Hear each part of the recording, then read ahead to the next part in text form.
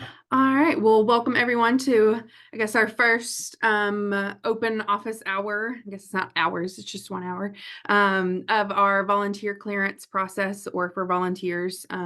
If this is something y'all like to continue in the future, I'm happy to have these regularly as you have volunteer questions, and obviously not just related to clearance, but that's kind of what we're going to focus on today. So in this process, we are going to talk about current volunteers and those, just the integration with ZSuite and what that looks like. We'll talk about prospective volunteers, their role in getting cleared and your role in getting cleared. And this is all perfect timing because yesterday, December 5th, was International Volunteer Day. So it was a nice little chance to give our wonderful volunteer leader base a shout out on social media. And if you hadn't seen that, maybe you could go share from your county pages or send them a little thank you, as I'm sure you do regularly anyway. Just good timing.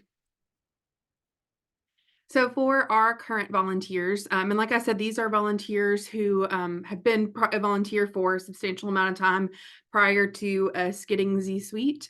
So this is just kind of how we are integrating that process into ZSuite and making sure those current volunteers are in our new system.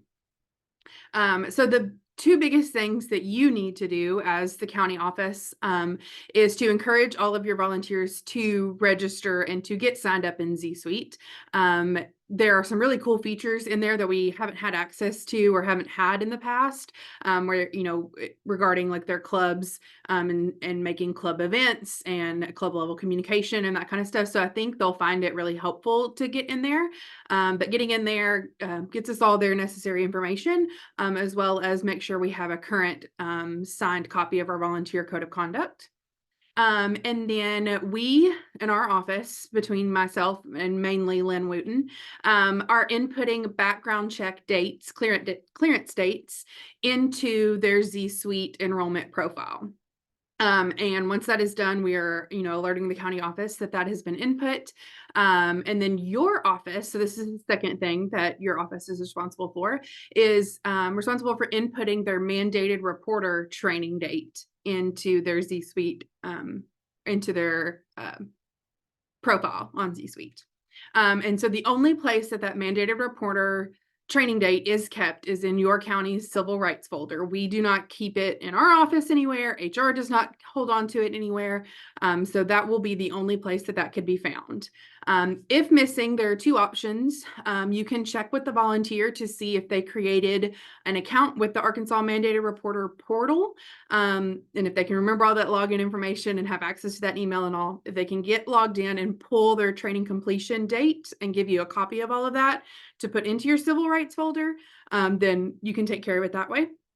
If they did not create an account or don't have access to that portal, then retaking the mandated reporter training is the second option. It is a free training to take. It takes about an hour, and frankly, it's a really good reminder. I think something we could all use a reminder of what being a mandated reporter means, what that responsibility is, and kind of what to look for.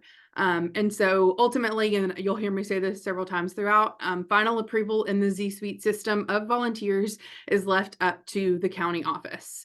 So we are not approving anybody. We are simply inputting dates for the background clearance, and you are inputting dates for mandated reporter, and then you have the final say on whether you're hitting the green check to approve or the red X to disapprove. So moving on. So just to recap, biggest two things with current volunteers: getting them in the ZSuite system and getting that mandated reporter date from your county office and getting them approved.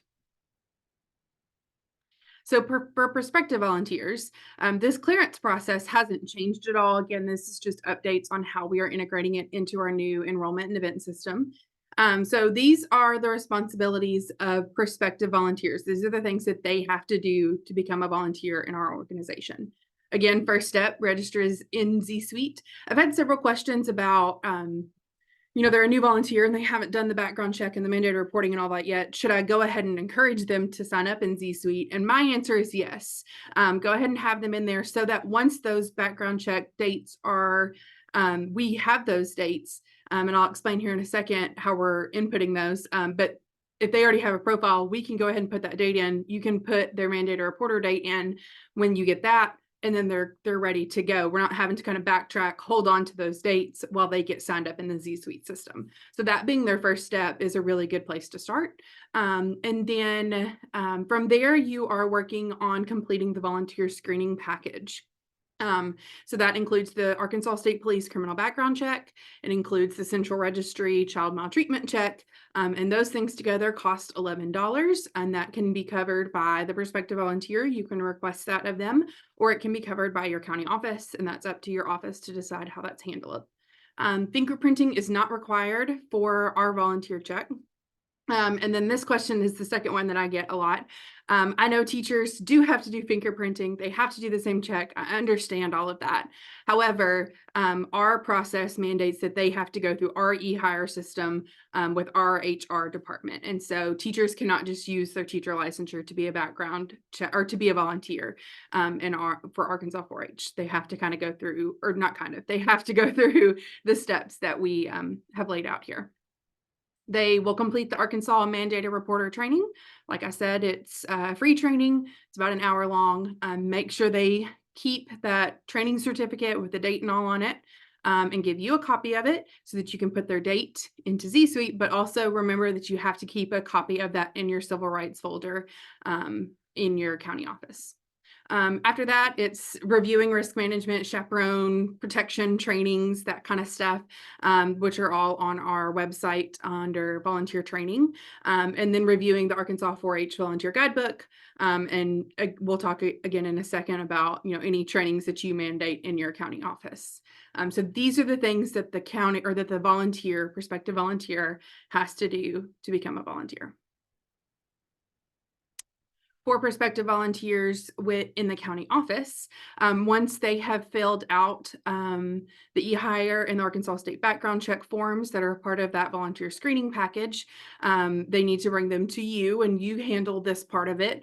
So you can scan and send them the completed and notarized forms to centralregistry@uada.edu via email, or if you prefer the paper trail and you want to mail them in an envelope, that's the address you address it to our Human Resources Department here at the state office, and there's the physical address.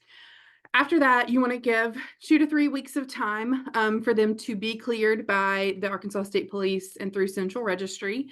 And then when we get those notifications here in our office, that's where Lynn has another big step in this. And so she, in batches, goes through and all of the people that have cleared since she last sent out notifications. She sends emails to your county office saying, Joe Bob cleared, Central Registry and all of that.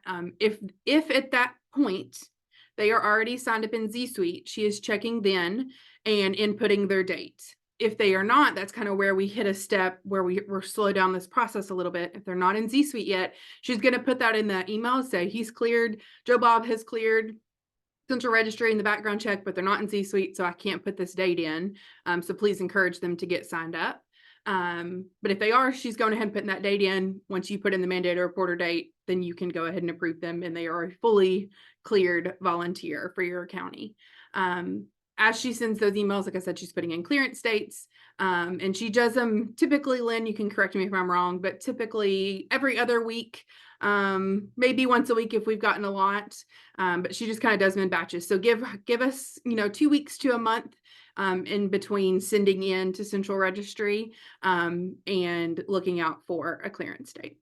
Obviously, if you got some emergent and you need them to be a cleared background and into the system, shoot me an email, and between Lynn and I, we can work something out. But if you have the time to be patient, we request that and appreciate it. At that point, again, your office will put in the mandated reporter training date. Keep that in your file. I can't say it enough for your civil rights folder. And then again, final approval in the system is left up to you.